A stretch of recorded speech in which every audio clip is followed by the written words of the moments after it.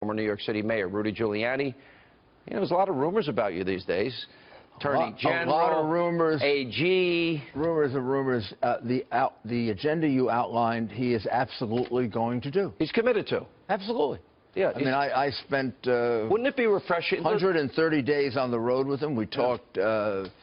Sometimes we were the only ones up at 1 o'clock in the morning because the kids would go to sleep. I love that. Yeah. Both he and I loved it because we were older than both of them.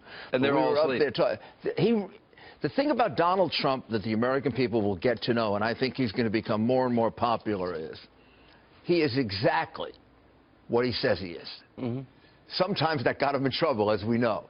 But everything he promised, he believes in. It's not one of these, you know, I'm for the Keystone Pipeline, and then I'm against the Keystone Pipeline, then I'm for it, then I'm against it. He's in favor of it. He's going to do it.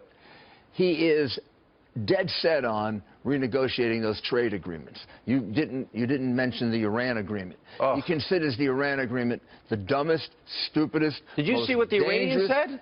The Iranian said he has to keep it. No, he doesn't. No, he doesn't. The president never, ever submitted it to Congress, as he should have under Article 2, Section 2 of the United States Constitution. It's a treaty. I invite the people at home to go get out the Federalist Papers and read Federalist Paper 75, where Hamilton defines a treaty. This is a treaty. When it's not a treaty, just signed by the president, the next president can repudiate it like that. How many items off the top of your head on day one, you know, executive orders, can he wipe out? I haven't counted them. I would say easily 50.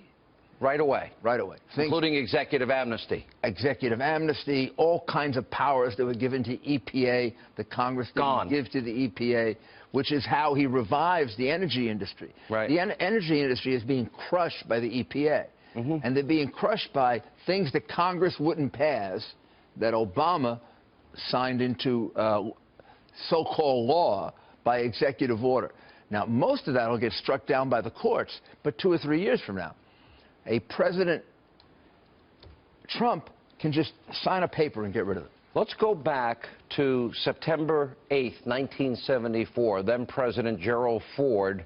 Let me read. I, Gerald Ford, President of the United States, pursuant to the pardon power conferred upon me by Article 2, Section 2 of the U.S. Constitution, have granted and by these present and grant full, free, and absolute pardon unto Richard Nixon for all offenses against the United States which he, Richard Nixon, has committed or may have taken part in during the period from January 2069 through August 9, 1974. Now, a lot of people have said to me today, well, wait a minute, Hillary's not been charged. No, that doesn't matter. If you become the Attorney General, Donald Trump's been very clear that we can't have a two-tier justice system and that these issues about the email server and the foundation will be pursued. Yeah. Also, the foundation investigation is still going on. Do you think Obama will pardon her? Does he have the ability to? He does. Is it absolute? In my view and my reading of the Constitution, which don't take as gospel, but I know it fairly well, argued before the Supreme Court, I believe the president's pardon power is absolute. And we're constitutionalists. Sure. So we would like it not to be maybe, but it is. So theoretically, he could pardon her for basically anything she might have done. Right, that has already happened. He can pardon her, obviously, for something she does in the future, but anything she has already done. Amazing. Now, and also, if you were the Attorney General, what about Abedin, Cooper, Mills, Pagliano, these guys who took the Fifth and apparently committed perjury? Right. WikiLeaks, you got the proof of the perjury. There's a whole group of them out there that the Justice Department, an honest Justice Department, would be pursuing.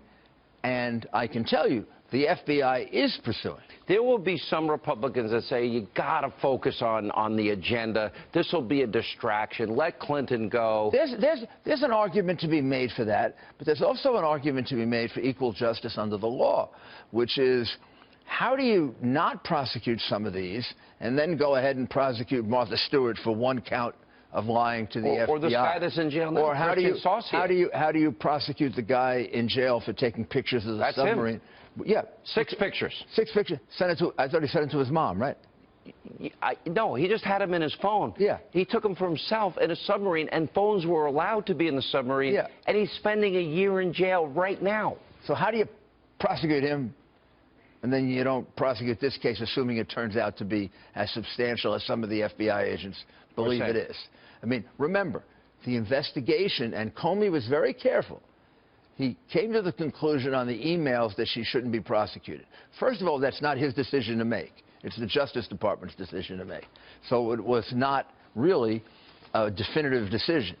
Secondly, the Clinton Foundation investigation is an ongoing investigation, as far as I can tell, being carried out by the New York office of the FBI. That's going to sit on the desk of the next Attorney General. You were on the road, as you said, 130-plus days with Donald Trump during this campaign. You've been one of his closest friends and advisors. You went out and campaigned hard for him. Obviously, he will want you in his cabinet. Is there any particular position you want? Do you, well, do you want? Would you like to be the attorney? That is a discussion. That's a discussion that Donald and I. So Hannity's not allowed in that discussion? No, you're not allowed in that discussion. That should be a very private discussion. See my place in the world, just right back to being a host. There's a whole transition team and a whole process you go through and vetting and everything else. Is there any one position you'd prefer? Right now, I'm pretty happy where I am. So it would have to be something where I believe that only I could do that properly. If I'm Hillary Clinton and Rudy Giuliani becomes the AG, no, I'm serious. I'd be scared to death, because I do believe Donald Trump, he said he would pursue it. And if you're the Attorney General and I'm Hillary Clinton, I would be scared to death, because I know how good a prosecutor you were. I was here when you were mayor. I know how. I remember honestly, the old press conferences. Honestly, I was a better prosecutor than mayor. Oh, you're a pretty good mayor. The mafia. Yeah, you went after the mob. Boski, Milken, a number of Ed. And you've become friends with Milken, right? Milken and I are good friends now. And I believe Milken is an excellent candidate for a pardon. Wow. All right. Mr. Mayor? And that's based on the good works that he's done after his conviction. This is a case of a guy who learned his lesson and has really helped society. All right, thanks.